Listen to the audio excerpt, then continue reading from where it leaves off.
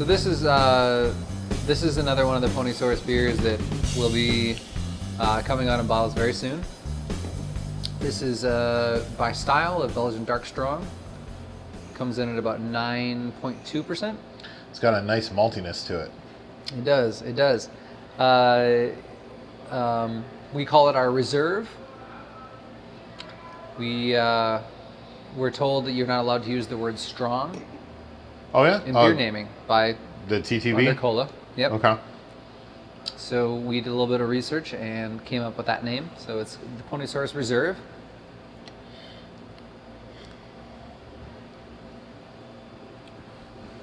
I gotta let this warm up a little bit. Oh yeah, it gets a little bit better as it warms. But there's a lot of fun kind of malt and ester flavor in there. But you swallow and about 2 seconds later, your palate's pretty much clean again. Which is, you'll find, I mean, if we sat here and drank every beer that Ponysaurus makes, you'll find that that's the final descriptor I use for all of them. It's really important to me that that it finishes dry. Even at 9.5%. Yeah. That it's not something that's going to be sticky. That's going to be sticky. That's going to be with you for too long. Well, I think that's appropriate in some styles, but a beer that finishes quickly and leaves you wanting another sip. I mean, that's a good thing in a beer. I think from an aesthetic perspective, that's really important, and then also from the perspective of somebody who likes to sell you beer, it's also important that you want more. As Right. soon as you're done with Oh, absolutely. Yeah. So it's not a coincidence.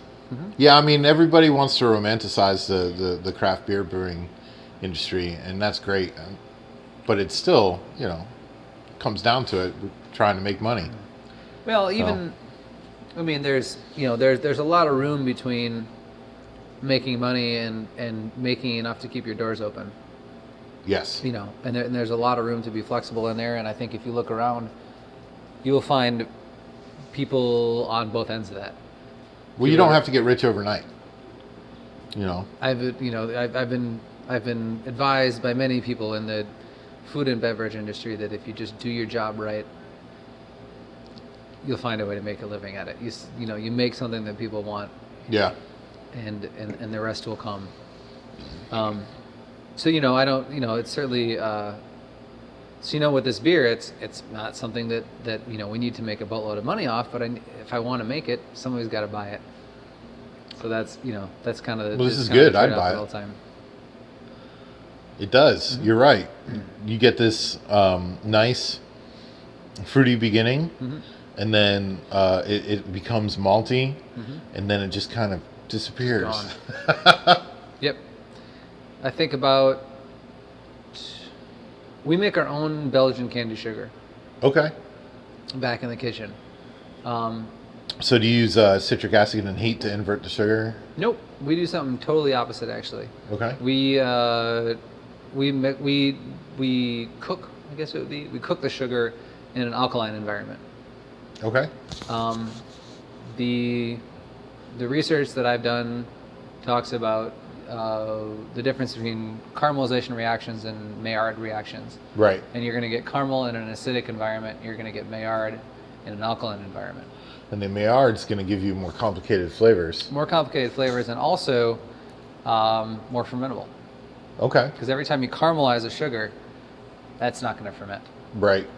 Because it's all twisted and gnarly, and the yeast doesn't know what to do with it. But the Maillard reactions are gonna stay a lot closer to the simple sugar that they came from.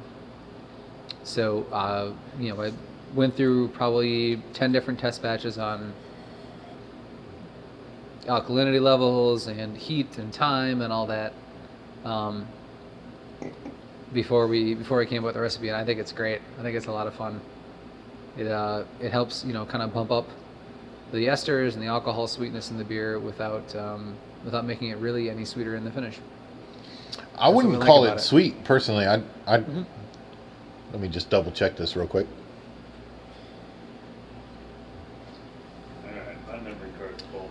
I mean, I'd call it malty, not sweet. Right. Some people get those terms confused, and there's a huge difference in my opinion. Big difference. Yep. No, this is good. Well, thank you. Might be the beer talking, but yeah, I think it's delicious.